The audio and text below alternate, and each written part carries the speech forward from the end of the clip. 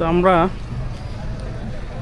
যেই ফেরিটাতে উঠবো সেটা হচ্ছে ফেরি কলমিলতা। এবং এই ফেরিতে আসলে যে শুধু যে যানবাহন যায় তা না, তো আমরা যখন উঠতে গেলাম আমাদের কাছ থেকে যাত্রী প্রবেশের হারের তালিকা 10 টাকা আর কি, 10-20 টাকা। আর এটাই হচ্ছে কি টিকিট সুলভ প্রাপ্ত। আচ্ছা, এটা টিকিট এবং এটার সাথে হচ্ছে শুল্ক, টোটাল 50।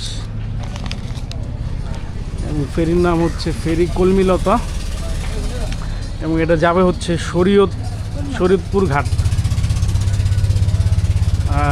চট্টগ্রামের সাথে যে দক্ষিণ পূর্বাঞ্চল যে সংযোগ, এই ফেরির মাধ্যমেই আসলে কানেক্টেড।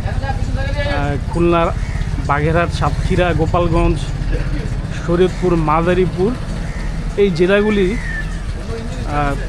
কানেক্টেড। যেহেতু ফেরি ছেড়ে দিচ্ছে আমি উঠছি।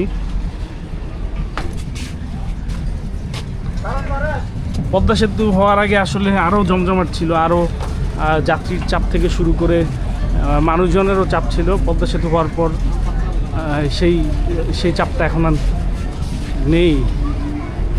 ফেরিটা আসলে মাঝারি বড় ফেরি বলা যায় আর কি।